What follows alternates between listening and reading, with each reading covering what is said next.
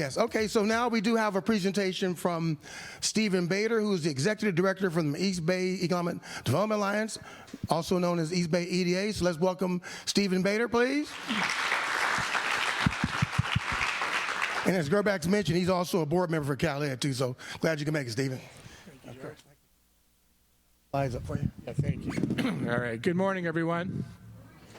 You guys are a little soft. What's up? Good morning. Okay, I'm saying that on the heels of Gerbach, who just gave us a great overview of CalEd, and it's been an honor to be part of the CalEd board, because they've been doing great work, and I know a lot of you were in Santa Rosa. I don't know if she asked you to raise hands. I won't do that, but do definitely make a point to get to our annual conference, the CalEd annual conference in Ontario. I believe it's May 6th through 8th, if I have the dates correctly in my head. But so it'll be a great opportunity. Some of you, like Karen and Leslie, saw a similar slide deck like a week ago because I was out in San Pablo. So I'm going to be very quick through the slides, but I do want to talk about a few things that we've been doing this past year and sort of some stuff that's up ahead in 2025. I do not have a clicker, so I will ask whoever's got the deck to advance.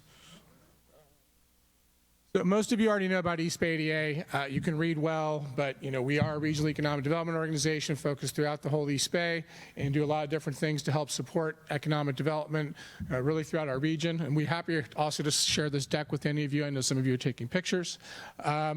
Just some things about, most of you in this room are members by virtue of being part of cities or a few organizations here in the room. We do appreciate and value your membership very much, and a lot of what we're really trying to do this coming year is going to be to deliver on that value proposition. We have a great network of partners. If your logo's not up here, it's not personal, I promise. This is just a representative sample of some of our folks. This is our great team. I know most of you know Patience. She's been out here in Contra Costa for a long time. Of course, I had the privilege of working out here in the county as well for quite a while, but we have 4 other great folks who are part of our team, and I just want to give them a quick shout out.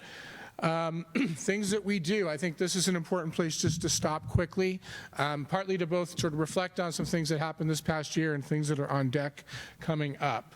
I'll start with experiences and tours, because we did a couple great tours this past year, including one at the Port of Richmond. You saw that cover photo on the first slide. I know that some of you were on that tour, and we had a great chance to sort of learn about some of the things that are happening at the Port of Richmond. This too was right before the unfortunate closure of Moxie and Power. I know that's been a big hit, and there are a lot of things that are very challenging right now on the horizon economically. But we are doing some other things, and I'll just pause. The reason I also bring up experiences and tours is because we actually have a date for our first tour of 2025. It's going to be very, very close to here at Roof and Realm, which is a company here in Concord. It'll be on Friday, January 31st. We haven't even put up the registration yet, but we will soon. So any of you interested to go out and check out their company, you're welcome to join us. So we have been also trying to be a little more active in policy and advocacy, not nearly as much as my colleague Mark and the East Bay Leadership Council, but we did, as you might have seen, put out our ballot endorsements for 2024. Looking ahead into 2025, we do plan to take a little more of an active role in that, in part because we've had some transition with our leadership. Many of you may know that we have a new chair. After more than 2 decades of serving as our chair, is the Honorable Supervisor Keith Carson from Alameda County District 5 will soon be terming out of office and retiring from public service, as well as from his leadership of East Bay EDA, and stepping up in his place is Contra Costa Supervisor Candace Anderson from District 2. We are very, very happy about that. She, among others, is really helping to push us ahead. And while I'm on that point, I just want to say, too, is we do have a number of elected leaders on our board, and we'll be having a few other transitions as well. One example, Mayor Jesse Adegin from the City of Berkeley, of course, as we know, is now going up to the Assembly. We have others who are moving around as well. You all here in Contra Costa should just know, if you don't, that we have 5 of your cities are on our board right now: Clayton, Concord, Hercules, Pleasant Hill, and Pinole. And I can tell you later who those individuals are, but you can also hit up our website. We also do a lot of great events. I think you all know that. And we do have our East Bay Innovation Awards. I know many of you helped to get nominations in. Thank you for that. We're going to be judging those nominations very soon, or I should say not we, but actually a panel of independent experts. And we actually have a date for that event. It'll be Thursday, March 27th, 2025. We'll be at the Oakland Scottish Rite Center in Oakland for that again. Hope you can all make it. One other event I'll quickly call out, although this date may change, we're looking to do our annual economic outlook and annual membership meeting on May 15th. That's a Thursday. A lot of you came to the event we just did this past September with Alexander Quinn from JLL. We're hoping to have him back to give an update. We think it'll be a very timely moment given, of course, a lot of the things that are on the horizon come 2025. One other thing I'll just mention also, since it's up here about sort of regional research, a number of you were involved with some work that we did a few years back with a publication we released in 2021 in the middle of the pandemic called East Bay Forward. We're looking to do an update around that blueprint in next year. We haven't quite settled on the details around it, but I see that on the horizon, so I'm just sharing that. And something I don't want to overlook in saying that too with all of you is that if you haven't, we do have a new data dashboard up on our website that breaks down a few different economic and demographic indicators, both at the county and individual city level across the East Bay.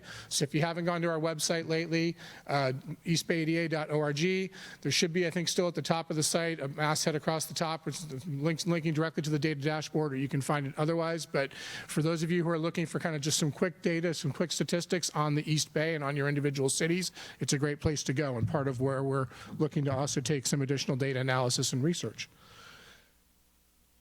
Let's see. I already kind of covered, this is really kind of a recap of our 2024 events. I don't need to go through them. Thanks for many of you who helped us sponsor and support those and turn out. These events are only as successful as the support and time and investment from all of you.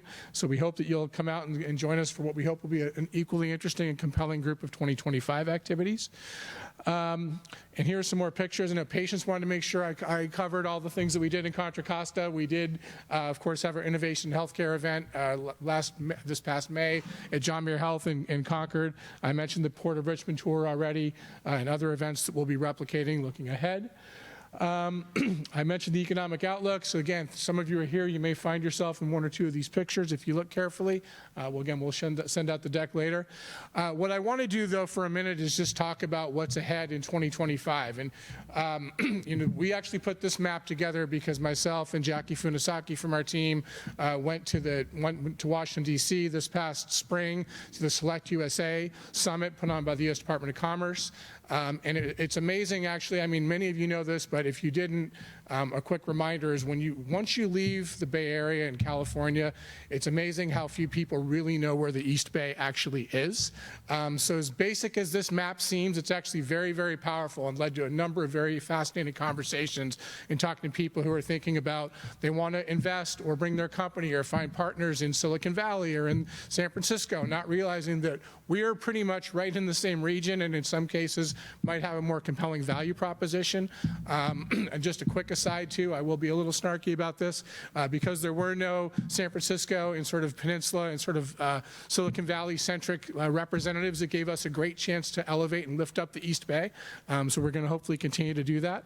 But to get more to the point of some of this, these are just some of the bragging points around sort of what some of the assets and attributes of the East Bay region. But really, we are looking to reactivate a lot of work that East Bay EDA has done historically around international trade and investment. We see that, I mentioned the port tour we did earlier. We're doing a lot of work with the Port of Oakland right now and really trying to increase and expand that as we look ahead. So, let me turn now at the last few slides just to talk about one project that's on the horizon this coming year. We're excited because it's actually a project we'll be working not with, but alongside and in tandem and in parallel with Contra Costa County. Many of you know that the Metropolitan Transportation Commission, MTC, has a priority production areas program that they have been supporting for the last few years as part of Plan Bay Area 2050. They put together a little bit of money to help support communities that have industrial lands to be able to figure out how to better not just activate those lands, but maximize the economic value and impact of them. And so East Bay EDA will be working with 5 Alameda County cities, Oakland, San Leandro, Union City, Fremont, and Livermore to help come up with both building design standards and other processes and tools to help sort of streamline and hopefully expedite and facilitate the development or redevelopment of properties. As you may probably know, and you may hear about this in a bit too, Contra Costa County has a similar grant from MTC to work with the northern waterfront communities and all their industrial areas as well. And so we will be really trying to share and compare notes through that process so that we can really work together as a single region and hopefully learn from one another about how we continue to activate and attract investment here. This slide was from our Resilient East Bay work, but I think I have it here because it really, for us, it really is a nice kind of next step for how we move forward with this project. As you may know, this was a 3-year grant that we have from the U.S. Economic Development Administration. It's about to wind down at the end of this year, but a key piece of it was really unpacking and understanding what's happening in the manufacturing sector, which is largely clustered in these concentration areas.